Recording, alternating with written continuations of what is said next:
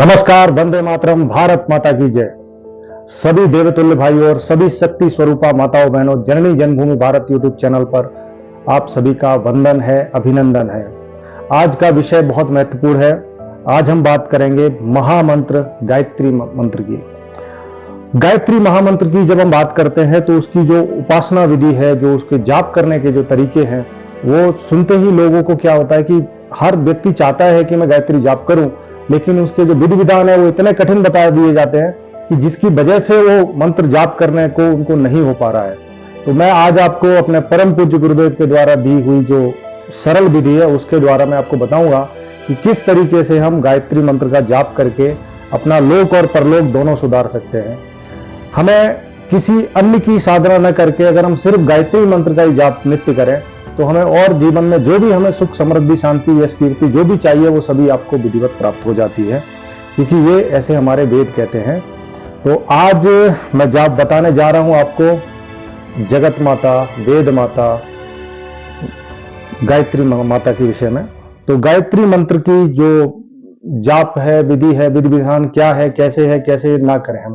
तो अब क्या मैं आपको बताता हूं, जैसे आपने यूट्यूब में देखा होगा, आपको ऐसे कई सौ वीडियो मिल जाएंगे जिसमें आपको बताया जाता है कि गायत्री मंत्र जाप करने से पहले जो नित्य जो कर्म होते हैं वो कैसे करने चाहिए। तो उसमें पवित्रीकरण का मंत्र अलग है, अलग अलग विधि के अलग अलग मंत्र हैं, तो वो मंत्र हमको नहीं आ पा रहे हैं।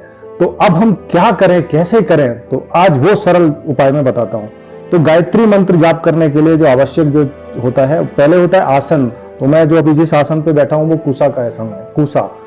तो पहले यही चलता था, आजकल लोग प्लास्टिक के और अलग अलग प्रकार के आसन मिलते हैं मार्केट में, वो लेके आप कर सकते हो। उसके बाद आपको आवश्यकता है जिसकी है पंचपात्र, और इसमें आप जल ले लीजिए। जल लेने के बाद हम क्या करेंगे, आगे की चर्चा बाद में करते हैं, पहले इस विधि को बताते हैं। तो अभी ये पंचपात्र हमने लिया, उसके बाद हमने अपने दाहिने हाथ में जल लिया, और जल लेने के लिए आप ये देख लीजिए उंगलियों का जो प्रयोग है, पंचपात्र पकड़ा हमने, ये लिया। ओम श्री विष्णु श्री विष्णु श्री विष्णु। अब इसके बाद हमें मंत्र आता नहीं है, पवित्रीकरण का क्या करें। तो उसके लिए आपने जाप करना है गायत्री माता का जो मंत्र है, ओम भूर्भुवः स्वः जो मंत्र है उसका जाप करें। और जाप करने के बाद ये मन में एहसास करें कि ये जो पवित्र जल की जो वर्षा मेरे शरीर पे हो रही है, इससे मेरा शरीर पवित्र हो रहा है, शुद्ध हो रहा है। अब पवित्रीकरण के मंत्र की जगह गायत्री मंत्र जाप करने से कैसे काम चलेगा। तो जो जगत माता है, जो गायत्री माता है, जिसको माता कहते हैं, जो गायत्री स्वरूप परमात्मा है, वो सभी भाषाओं को जानते हैं। और सभी भाषाओं, क्योंकि ऐसा नहीं है कि उनको सिर्फ संस्कृत भाषा आती है। अब ये तरीका मैं आपको क्यों बता रहा हूं, क्योंकि मैंने अपने गुरुदेव से जब प्रश्न किया था कि गुरुदेव, अब मान लीजिए आपने जो मुझे बताया, जो मंत्र प्रक्रिया बताई है, तो आज लोगों का सबसे जो वीक पॉइंट है वो ये है कि हमारे यहाँ संस्कृत भाषा नहीं पढ़ाई जा रही है, और पढ़ाई भी जाती है तो हमको वो समझ आती नहीं है। तो जब हमें समझने में नहीं आती, गुरुकुल नहीं है आज, और ऐसा कोई स्थान नहीं है जहाँ पे इनका विधिवत तरीका बताया जाए, तो आदमी, जो आम आदमी है, जो वो कैसे करेगा। वेद पाठी लोग हैं वो तो अपना करते हैं, उनको विधि विधान पता है, तो जिनको पता नहीं वो कैसे करें। तो उन्होंने मुझे बताया था कि गायत्री मंत्र जो है, आप उसी मंत्र का जाप करके सभी विधि विधान पूर्ण कीजिए, क्योंकि परमात्मा सभी भाषा को, मंत्र को सब जानता है, और विधि विधान जो है वो सबसे महत्वपूर्ण होते हैं हमारी भावनाओं के ऊपर। तो हम भाव लाते हैं, और भाव के अंदर हम किसी जो गायत्री मंत्र का जाप करते हैं, परंतु हम आराधना तो परमात्मा की ही कर रहे हैं ना। तो जो गायत्री मंत्र है उसका इसलिए प्रयोग हम करते हैं इसमें। तो अब ये हो गया पवित्रीकरण। दूसरा है आचमन। तो आचमन को हमने 3 बार जल लेना होता है। पहला लिया, फिर गायत्री मंत्र पढ़ा, ओम भूर्भुवः स्वः पढ़ा, उसके बाद हमने क्या किया, जल को ग्रहण किया। अब ये भाव लाना है मन में कि मेरा शरीर पवित्र हो रहा है, मेरा पर शरीर शुद्ध हो रहा है। एक बार, फिर दूसरी बार जल लीजिए आप, फिर गायत्री मंत्र पढ़िए, फिर जल को ग्रहण कीजिए, और मन में ऐसा विचार कीजिए, ऐसा भाव अपने अंदर लाइए कि इस जल से मेरे वाणी, मेरे विचार शुद्ध हो रहे हैं, पवित्र हो रहे हैं। उसके बाद तीसरी बार जल लीजिए, फिर गायत्री मंत्र पढ़िए और इस जल को ग्रहण कर लीजिए। ये जल ग्रहण करने के बाद अब आप भाव ये लाइए कि मेरा अंतःकरण पवित्र हो रहा है, शुद्ध हो रहा है। ये पवित्रीकरण की प्रक्रिया पूरी हुई। अब हमने क्या किया, आचमन की प्रक्रिया पूरी हुई, पवित्रीकरण, आचमन, इसके बाद है शिखा वंदन। फिर हमने जल लिया अपने, और इन पंचभूतों को इसमें डुबा के मंत्र पढ़िए, ओम भूर्भुवः स्वः। पढ़ने के बाद हमने ये इन उंगलियों को जल के समेत शिखा पे लगाना है और ये भाव करना है कि समस्त ब्रह्मांड और की जो दिव्य चेतना है, दिव्य ऊर्जा है, वो नीले नीले आकाश से होते हुए मेरे शिखा के स्थान से मेरे शरीर में प्रवेश कर रही है, जिससे मैं ओजस्वी और तेजस्वी हो रहा हूं। ये भाव करने के बाद ये जल अपने ऊपर छिड़क लीजिए। अब इसके बाद आता है हमारा प्राणायाम। प्राणायाम कैसे करना है, क्या हम कौन सा प्राणायाम करें, यहाँ पे अनुलोम विलोम करें या फिर हम कपालभाति करें, कौन सा प्राणायाम करें? तो प्राणायाम सीधा सा है, साधारण जो प्राणायाम होता है वही कीजिए। आंखों को बंद कीजिए, आज्ञा चक्र पे ध्यान देते हुए, आज्ञा चक्र यहाँ अपने दोनों आईब्रो के बीच में ध्यान देते हुए लंबी सांस लीजिए, धीरे धीरे सांस लीजिए।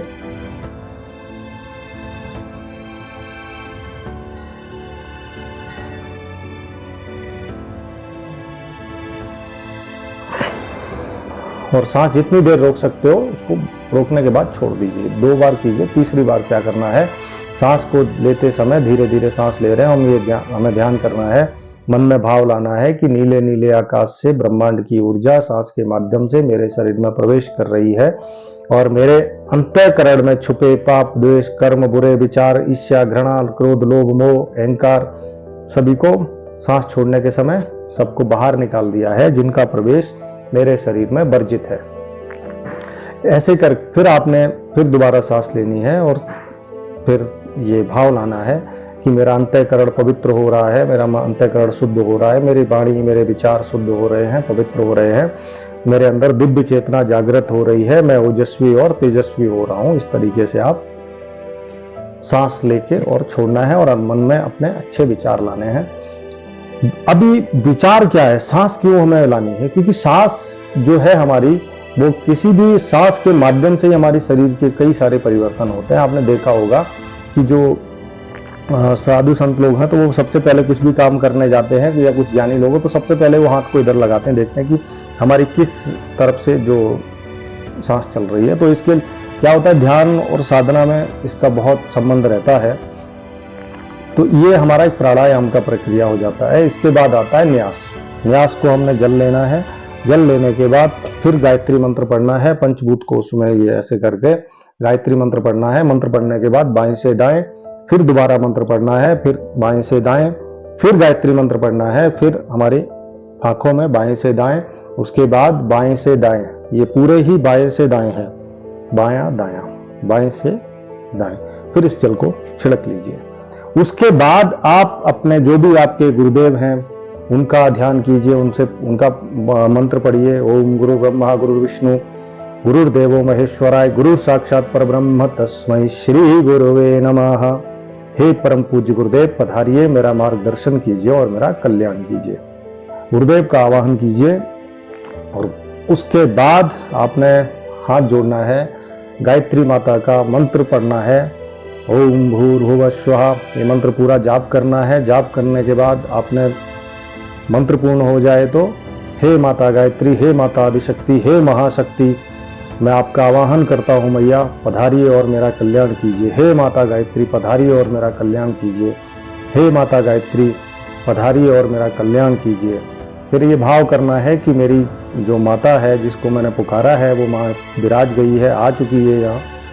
फिर आप उनको अपना प्रणाम करके अपना माला को लीजिए। और माला जाप करने के आपको बहुत सारे वीडियो यूट्यूब पे मिल जाएंगे, कि वो सब बताएंगे तो बहुत लंबी वीडियो हो जाती है। तो ये एक पवित्रीकरण और ये जो सीधी सी एक विधि छोटी सी सरल भाषा में आपको बताने का मैंने प्रयास किया है। गायत्री मंत्र क्यों जाप करना चाहिए? आज ऐसा विज्ञान भी मानती है कि एक गायत्री मंत्र जाप करने से 1,10,000 सकारात्मक जो ऊर्जा की किरणें हैं आपके शरीर से निकलती हैं, तरंगे निकलती हैं। तो अब आप समझिए कि एक मंत्र जाप करने से इतना लाभ है। तो अगर हम और आप हमारे अपने और हमारे आपके जो बच्चे हैं वो अगर इसको नित्य 5 मिनट 10 मिनट जाप करेंगे तो कितने ओजस्वी और तेजस्वी होंगे। तो जो बच्चे गायत्री मंत्र का जाप करते हैं नित्य, उनका बुद्धि का विकास औरों की अपेक्षा में बहुत अलग होता है, बहुत ज्यादा होता है। तो आप सबसे भी मेरा निवेदन है कि गायत्री मंत्र का नित्य जाप करें और अपना लोक और परलोक को सुधारें। आज का जो वीडियो है बस यही बताने के लिए, बस जो सरल भाषा में बताने का प्रयास किया है मैंने।